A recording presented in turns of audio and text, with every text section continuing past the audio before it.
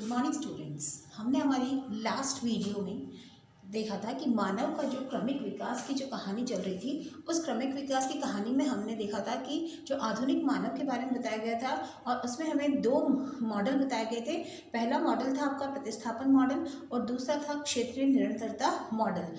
ये क्वेश्चन आपके एग्जाम में इम्पॉर्टेंट रहता है, 4 मार्क्स का आता है। इनमें डिफ्रेंशिएट बताना होता है और इसमें फिर हमने भी उसमें भी देखा कि जो प्रतिस्थापन मॉडल है, उस प्रतिस्थापन मॉडल में जो प्रतिस्थापन मॉडल का मतलब इसमें ये समझाना चाह रहे हैं कि व्यक्ति जो है या मानव का विकास जो हुआ है या उनका जो उत्पन्न होना है वो किसी एक जगह पर वो उत्पन्न हुए हैं और उसके बाद वो वहाँ से अलग अलग जगह पर पहुँचे हैं, मीन्स माइग्रेट हुए हैं। उसके साथ साथ जो नेक्स्ट आपका जो क्षेत्रीय निरंतरता मॉडल बताया गया है, उस क्षेत्रीय निरंतरता मॉडल का मतलब होता है कि या तो मानव का विकास अलग अलग जगहों पर हुआ है और फिर बाद में वो एक दूसरे के संपर्क में आए हैं। तो इस तरह से क्योंकि हमने जब देखा था कि जो मानव के जीवाश्म मिले हैं वो हमें अलग अलग जगहों पर मिले हैं, तो अलग अलग जगहों पर मिले हैं लेकिन उनकी जो स्ट्रक्चर बॉडी स्ट्रक्चर है वो एक जैसा है, उनमें बहुत सारी सिमिलैरिटी भी पाई जाती है।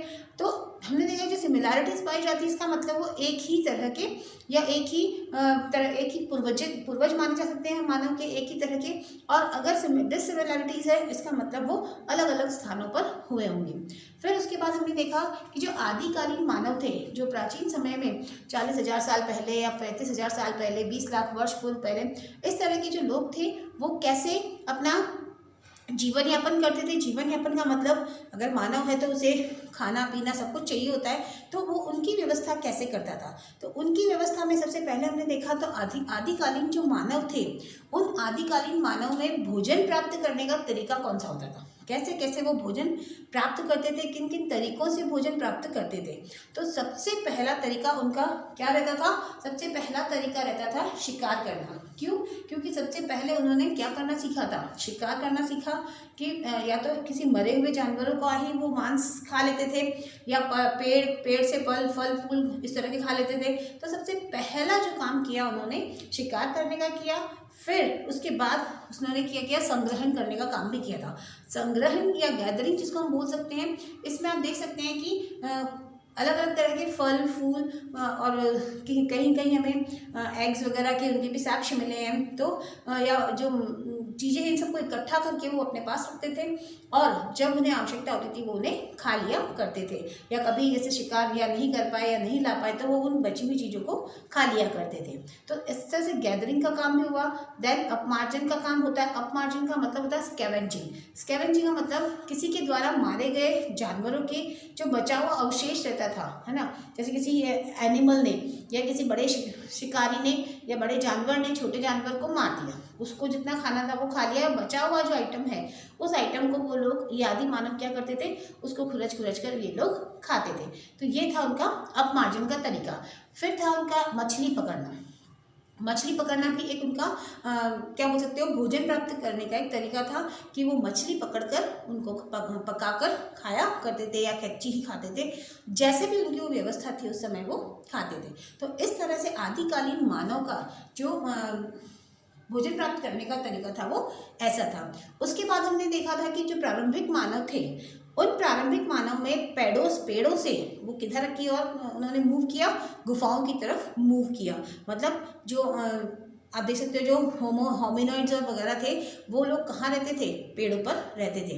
होमिनॉइड्स जो थे वो पेड़ों पर रहते थे, उनके वो 4 हाथ पैरों पर चलते थे, इसलिए उनकी वो मूव करने की वो बहुत इजी रहता था उनके लिए। फिर धीरे धीरे ये लोग जो थे ऑस्ट्रेलोपिथेकस होमो और होमो हैबिलिस इरेक्टस, ये सब धीरे धीरे कहाँ मूव करने लगे? पेड़ों से गुफाओं की तरफ। धीरे धीरे इन लोगों ने जिन जिन चीज़ों का इन्वेंशन किया, जैसे कि इनको आग का आविष्कार उस समय हो चुका था, इनको आग जलाने का मालूम था कि आग किस किस में काम आ सकती है। यूजेस ऑफ फायर हम जिसको बोल सकते हैं कि गुफा जो थी, गुफा में रोशनी करने के लिए, क्योंकि अंधेरे में रहती गुफा, कभी भी आप देखोगी वहाँ बहुत अंधेरा रहता है, तो वहाँ रोशनी करने में यूज़ हो सकती है, आग का प्रयोग हो सकता है। भोजन पकाने में आग का प्रयोग कर सकते हैं। इसके साथ साथ ये जो जंगली जानवर होते हैं, इन जानवरों को भगाने में, अपने आप की रक्षा करने में, है ना, तो इन्होंने क्या किया, पहले पेड़ों पर सोते थे, बाद में धीरे धीरे इन्होंने पेड़ों पर रहना, उनका वहीं सब कुछ होता था, लेकिन धीरे धीरे इन लोगों ने गुफाओं की तरफ मूव किया और फिर वो गुफा के अंदर रहने लगे।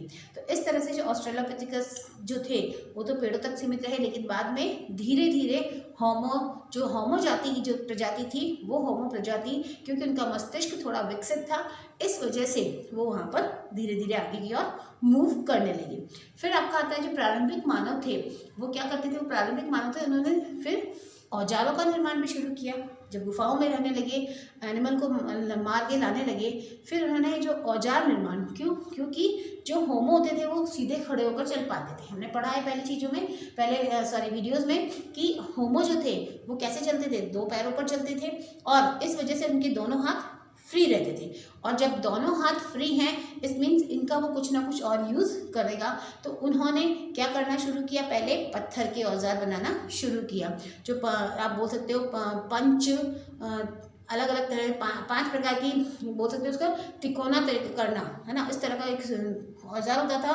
तो धीरे धीरे परिष्कृत, पहले तो मोटे मोटे होते थे, लेकिन धीरे धीरे शाइनिंग वाले और सुंदर सुंदर औजार बनाने लगे, पत्थरों को अच्छा शेप देकर बनाते थे। उसके साथ साथ हड्डियों को, जो एनिमल की हड्डियां रह जाती थी, उन हड्डियों को भी इन्होंने किस में यूज़ करना शुरू कर दिया, औजारों के रूप में शुरू कर दिया, औजार उससे भी बनाने लगे। तो इस तरह से प्रारंभिक मानव जो थे वो औजार बनाना भी शुरू करते थे, और ये था उस समय 35,000 वर्ष पहले की ये बात थी। अब हमारा जो टॉपिक आता है वो टॉपिक है आपका संप्रेषण एवं संचार के माध्यम। संप्रेषण मतलब क्या होता है बेटा, संप्रेषण एवं संचार के माध्यम, संचार के माध्यम। सबसे पहले तो हमें ये समझना है कि संप्रेषण और संचार क्या होता है। आज का जो युग है उसमें आप समझ रहे हो कम्युनिकेशन जो चीज़ है वो क्या है, संप्रेषण है। और संचार जो आप देखते हो, जो आपका नेटवर्किंग चलता है, मोबाइल नेटवर्किंग जो चलता है, कितनी फास्ट उसकी कम्युनिकेशन की स्किल है, कितनी फास्ट वो संचार कर देता है, फटाफट से आपकी बात को कहीं भी पहुंचा सकता है दुनिया के किसी भी कोने में। तो संप्रेषण और संचार के माध्यम के लिए क्या चाहिए आपके पास, सबसे पहले आपके पास क्या होनी चाहिए, भाषा और कला, ठीक है। तो संप्रेषण का मतलब समझ में आया, संचार का मतलब आपको समझ में आया, ठीक है। संप्रेषण का मतलब अपनी बात किसी को समझाना या कहना, संचार मतलब उसको आगे तक किसी माध्यम से पहुंचाना। जैसे आज आपके पास मोबाइल, कंप्यूटर्स, इन सब के माध्यम से आप अपनी बात कहाँ तक पहुंचा सकते हो, कहीं पर भी का मतलब दुनिया के किसी भी कोने में आप पहुंचा सकते हो। अब जो बात होती है वो है कि भाषा का विकास कैसे हुआ, कैसे भाषा शुरू हुई, कैसे लोगों ने अपनी बात को आपस में समझाना शुरू किया। तो हम जब देखते हैं कि जो बहुत पुराने, जो प्राचीन काल में है ना, 20 लाख वर्ष पहले की जो हम बात सोचें तो 20 लाख वर्ष पहले क्या कोई भाषा थी, क्या आपस में लोग बात करते थे, ऐसा नहीं था। क्यों? क्योंकि उन्हें सिर्फ साइंस, इशारे, है ना, इशारों से या हाथ पैर हिलाकर ही वो थोड़ा बहुत समझा सकते थे। उन्हें उच्चारित करना या बोलना कुछ नहीं आता था, वो बोल नहीं पाते थे। जैसे आज हम देखते हैं जो बर्ड्स वगैरह हैं वो अपनी लैंग्वेज में अपने साथियों से बात कर लेती है ना, तो उनकी जैसी जो लैंग्वेज थी वैसी ही लैंग्वेज हल्की फुल्की, इनका हल्का हल्का सा आवाज़ निकलता होगा, तो वो चीज़ उनकी उस समय रही है। तो सबसे पहले जो संचार और संप्रेषण की भाषा के माध्यम थे वो कहाँ से मिले, उसके साक्ष्य कहाँ मिले हुए, होमिनिड जो थे, जो होमिनिड, क्योंकि होमिनिड ही सबसे ज़्यादा थोड़ा सा मस्तिष्क में स्पेशल थे, तो जो होमिनिड थे, होमिनिड, ठीक है, जो होमो की प्रजाति थी, तो होमिनिड ने सबसे पहले भाषा के रूप में इशारे, ठीक है, इशारे या फिर हाथ हिलाना, ठीक है, इशारे या हाथ हिलाना, इस तरह से इन्होंने अपना बात अपनी शुरू किया। और सबसे जो पहले बोली जाने वाली जो भाषा थी वो कैसी थी, जो उच्चारित की जाने वाली भाषा थी या बोली जाने वाली जो भाषा थी, बोली जाने वाली भाषा को मुखर भाषा, चलने वाली भाषा जिसको मौखिक भाषा कह सकते हो। मुखर मतलब मुंह से कोई आवाज करके, या मौखिक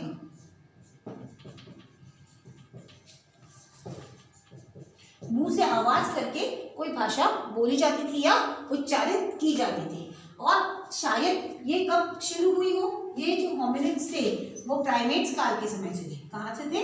प्राइमेट्स काल जो था, है ना, 35,000 साल पहले प्राइमेट्स का जो समय था, उस प्राइमेट्स काल में ये आपकी हो सकता है इस भाषा का विकास थोड़ा बहुत उस समय कहीं हुआ हो, लेकिन व्यवस्थित या पूरे तरीके से इनको बोलना नहीं आता था।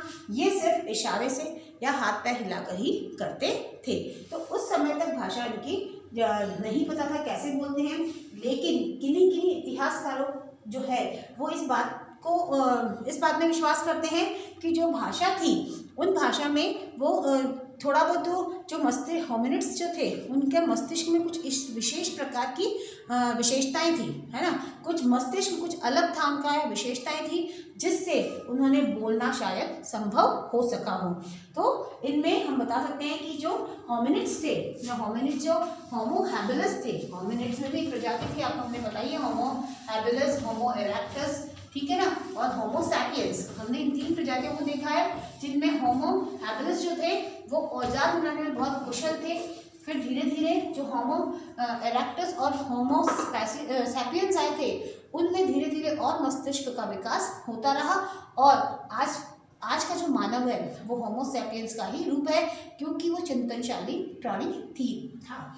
तो हम जो देखते हैं इनमें होमो हैबिलस जो थे, होमो हैबिलस जो थे, क्योंकि इनमें विशेष प्रकार का क्या था, मस्तिष्क या विशेषताएं थी, या इनके मस्तिष्क में बहुत अलग प्रकार की विशेषताएं थी। इनका जो मस्तिष्क था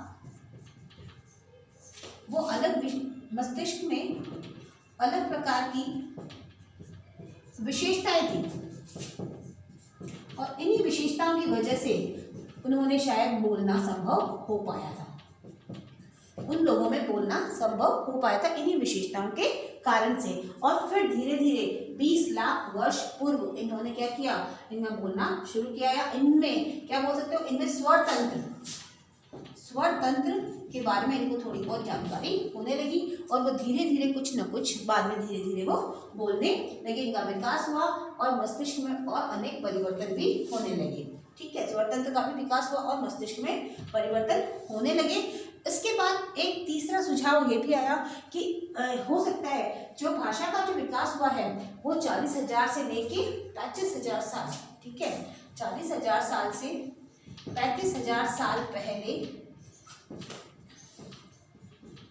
इन स्वर तंत्रों का और जो मस्तिष्क में और ग्रंथियां हैं उनका विकास हुआ है। तो ये सब क्या है, ये सब के सिर्फ केवल सुझाव है, हमें नहीं मालूम कि वास्तव में भाषा का विकास कब हुआ था। ठीक है, इसी के साथ साथ आप देखते हैं कला। ठीक है, हमने देखा था भाषा का विकास, अब हम देखते हैं भाषा का विकास। हमने देख लिया किस तरह से होमो और होमिनिड्स जो थे उन लोगों में थी ये कला की, ऑस्ट्रोलॉपिथेकस जो थे उनमें औजार के निर्माण की व्यवस्था थी। अब हम देखते हैं कि इसमें क्या है, कला का मतलब उस समय के जो लोग थे, होमो हैबिलिस या होमो इरेक्टस, इस तरह के जो लोग थे उनमें कला का विकास कैसे हुआ। तो आपकी बुक में आप देखोगे कि एक पिक्चर दिया गया है, वहाँ पर दिखा गया अल्टामिरा की गुफाएं। ठीक है, उन अल्टामिरा की गुफाओं में बताया गया आपको कि किस तरह से कि कला कैसे, उसमें बताया गया कि किस तरह से कला में ये लोग पारंगत थे या कला के द्वारा अपना किस तरह से बता सकते थे। तो जो स्पेन है वहाँ पर हमें एक साक्ष्य मिला है, और वहाँ पर जो है अल्टामिरा की गुफाएं।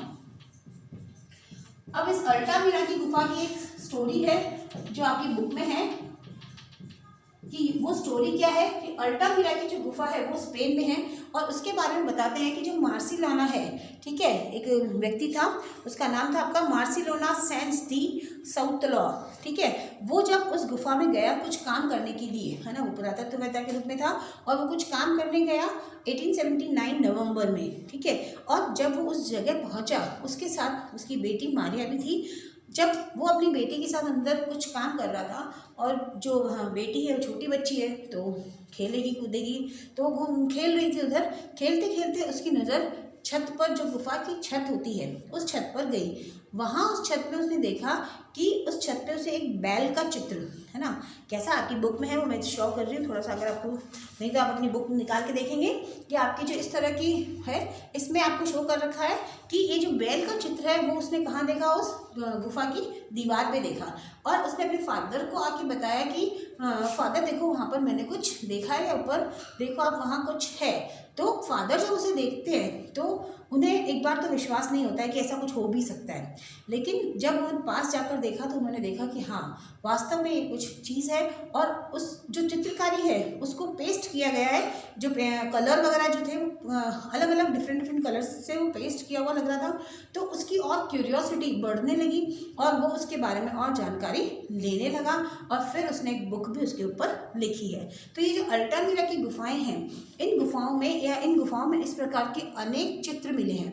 और चित्रों के मिलने का मतलब क्या है, आज हम भी किसी चीज़ को सहेज कर रखते हैं। आज आप सारे कंप्यूटर में, पेन ड्राइव में सहेज कर रखते हैं कि आने वाली जो जनरेशन है वो क्या करेगी, उसको सीख पाएगी। तो कला का कारण ये रहता है कि जो चित्रकलाएं गुफाओं में दीवारों पर मिली हैं वो क्या है कि आने वाले समय में लोगों को मालूम पड़ेगी किस तरह से हम शिकार करते थे, अलग अलग करते थे या ग्रुप में जाकर करते थे, पुरुष करते थे या लेडीज़ करती थी या महिलाएं करती थी।